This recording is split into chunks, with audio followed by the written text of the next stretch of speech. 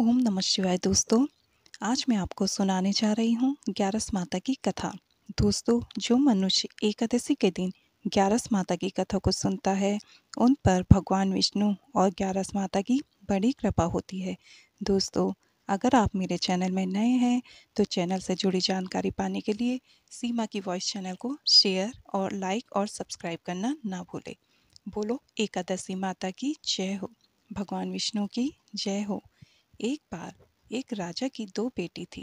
छोटी बेटी एकादशी का व्रत रखती थी।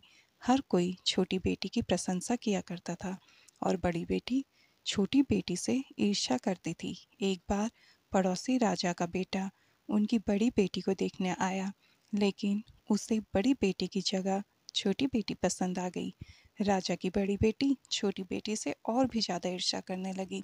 इस ईर्ष्या के चलते वह तरह तरह से अपनी बहन को मारने की कोशिश करती थी। एक बार वह लड्डू में जहर मिलाकर अपनी बहन को खिलाने की कोशिश करती है और एक बार मटके में जहरीला सांप रखकर अपनी छोटी बहन के कमरे में रख देती है। एक बार वह छोटी बहन को पनघट में पानी भरने के लिए ले जाती है और धोखे से उसे कुएं में धक्का दे देती है। पर हर बार की तरह ग्यारस माता उसे बचा लेती है, क्योंकि वह ग्यारस माता की परम भक्त थी। बड़ी बहन बहुत परेशान हो गई कि ये तो किसी भी तरह से नहीं मरती। एक दिन वह अपनी छोटी बहन से बोली, मेरी प्यारी बहन, भगवान ने हम सबकी मृत्यु किसी न किसी तरह लिखी हुई है, पर क्या तुम्हें पता है कि तुम्हारी मृत्यु कैसे होगी? छोटी बहन बहुत ही सीधी थी। वह बोली, मेरे पालतू तोते के गले में जो हार है उसी में मेरी जान अटकी हुई है। यदि कोई मेरे तोते को मारकर उसके गले में जो हार है उसको पहन ले तो मेरी मृत्यु हो जाएगी, और जब वह उस हार को उतारकर कहीं रख दे तो मैं जीवित हो जाऊंगी। उस रात छोटी बहन अपने पिता के पास गई और बोली, पिताजी, मुझे शक है, यदि मैं मर जाऊं तो आप मुझे जलाने की बजाय मेरी लाश को हमारे पुराने महल में एक खाट पर सुला देना। पिताजी बोले, प्यारी बेटी, तुम ऐसा क्यों बोल रही हो? 2 दिन बाद तो तुम्हारी शादी है। तब छोटी बेटी बोली, पिताजी, समय का क्या भरोसा है। फिर शादी का दिन आ गया। शादी वाले दिन बड़ी बहन छोटी बहन के तोते को ढूंढती है, लेकिन उसे तोता कहीं नहीं मिलता।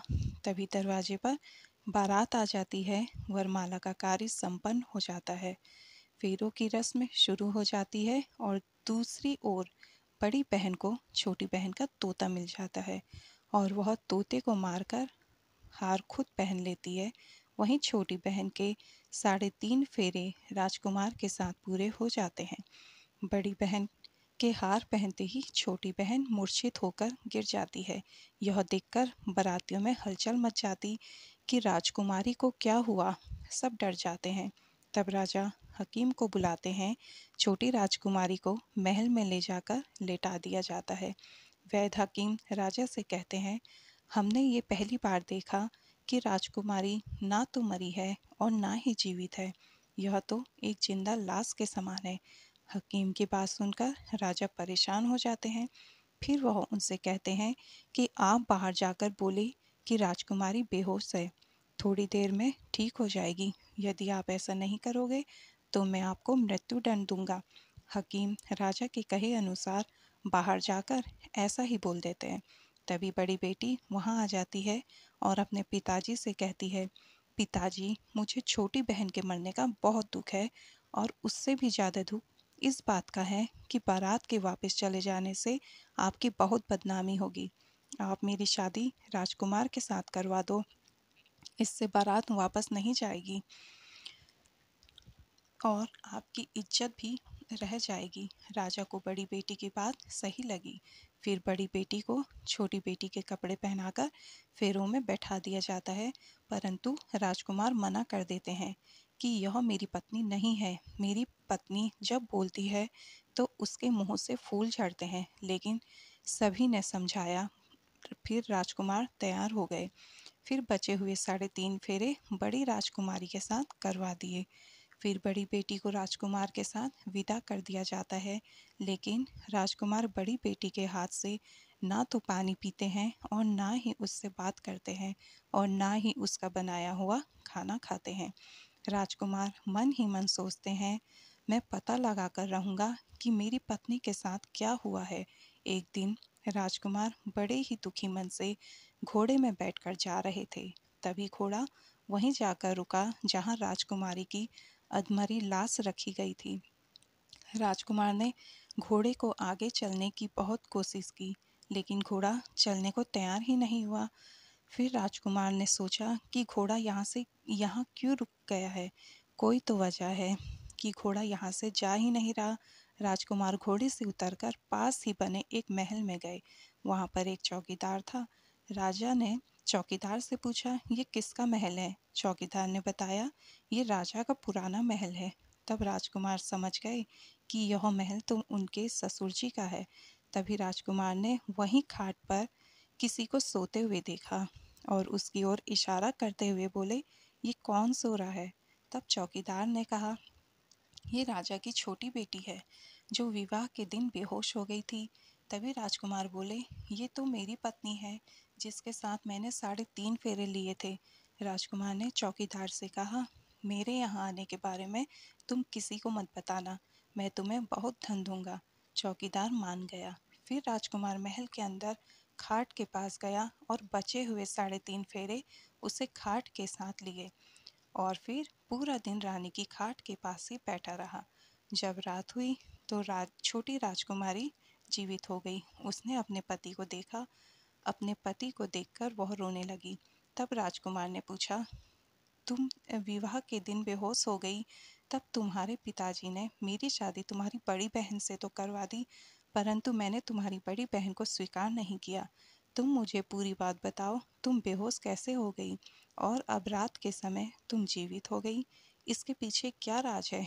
तब छोटी बेटी ने अपने पति को तोते और हार वाली सारी बातें बताई और यह भी बताया कि मैंने अपनी बड़ी बहन को तोते के गले में पड़े हुए हार के बारे में बताया था। मेरी बहन मुझसे बहुत ईर्ष्या करती थी। उसने मुझे कई बार मारने की कोशिश भी की, पर ग्यारस माता ने मुझे हर बार बचा लिया। मेरे पालतू तोते के गले में जो हार था, वह मेरी बड़ी बहन दिन में पहन लेती है और रात को उतार देती है। इसलिए मैं सारा दिन मूर्छित रहती हूँ और रात में जीवित हो जाती हूँ। यदि वह हार मुझसे वापस मिल जाए तो मैं हमेशा के लिए जीवित हो जाऊंगी।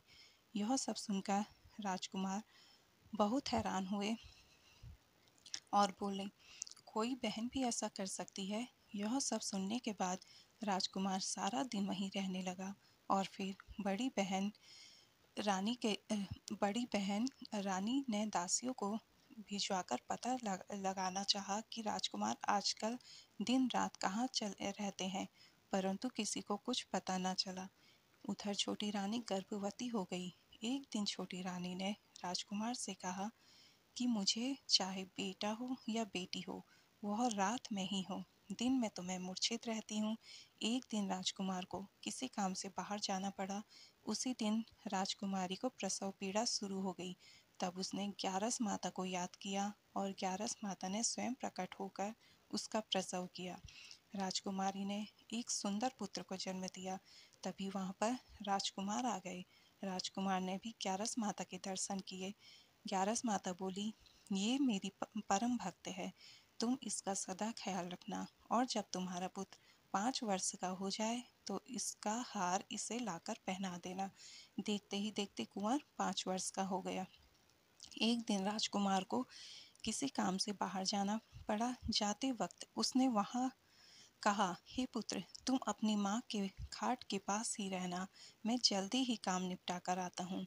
बड़ी राजकुमारी के दास दासियों ने राजकुमार को महल से निकलते हुए देख लिया और उन्होंने कुंवर को वहाँ से उठवा लिया और कुंवर के 2 टुकड़े कर दिए। एक टुकड़ा उन्होंने चक्की के नीचे और दूसरा टुकड़ा पलंग के नीचे रख दिया। छोटी रानी कुंवर को वहाँ पर नहीं देखकर ग्यारस माता को याद करती है। फिर ग्यारस माता भिखारन के रूप में बड़ी रानी के महल में जाती है। तब बड़ी रानी अपनी दासियों को भिक्षा देने के लिए बोलती है, परंतु ग्यारस माता बोलती है, मैं तो तुम्हारी रानी के हाथ से ही भिक्षा लूंगी। दासियां ये बात बताने जब बड़ी रानी के पास जाती है, तब ग्यारस माता बिल्ली के रूप में महल के अंदर आ जाती है और कुंवर के टुकड़ों को जोड़कर उनमें प्राण का संचार कर देती है। फिर वह कुंवर को देखकर लेकर पुराने महल चली जाती है। छोटी रानी कुंवर को देखकर बहुत खुश होती है। एक दिन राजकुमार कुंवर को अपने महल में ले जाते हैं और बड़ी रानी से कहते हैं, रानी, ये बच्चा मेरे दूर के रिश्ते की बहन का है। यदि तुम पूरे दिल से इस बच्चे से प्यार करोगी तो शायद मेरा दिल तुम पर आ जाए। तब बड़ी रानी उस बच्चे को बड़े ही प्यार से उस महल में रखती है। एक दिन राजकुमार कुंवर से बोलते हैं कि अपनी मामी के गले में टंगे हुए हार को उनसे मांग लो, फिर हम वह हार लेकर तुम्हारी माँ के पास चलेंगे, परंतु ये बात अपनी मामी को मत बताना। फिर कुंवर बड़ी रानी के पास जाकर बोले, मामी मामी, ये हार मुझे दे दो। एक बार तो बड़ी रानी मना कर देती है, फिर उसे याद आता है राजकुमार ने कहा था, यदि तुम इस बच्चे का ध्यान रखोगी तो शायद मेरा दिल तुम पर आ जाएगा। इतना सोचकर रानी वो हार कुंवर को दे देती है और कुंवर उस हार को अपने पिता को दे देते हैं। तब राजकुमार बड़ी रानी से कहते हैं, आज हम तुम्हारे हाथ का बना हुआ खाना खाएंगे, हम थोड़ी देर में आते हैं, इतने में तुम खाना तैयार करो। यह सुनकर बड़ी रानी बहुत खुश होती है। उधर राजकुमार हार लेकर छोटी रानी के पास जाते हैं और उनको यह हार पहना देते हैं, जिसके परिणाम स्वरूप छोटी रानी जीवित हो जाती है। इसके बाद वह छोटी रानी और कुंवर के साथ राजमहल में आते हैं और बड़ी रानी को अपने ससुर जी के घर छोड़ने जाते हैं और उन्हें सारी बातें बताते हैं। ये सब सुनकर उनके ससुर जी बहुत दुखी होते हैं और राजकुमार से क्षमा मांगते हैं।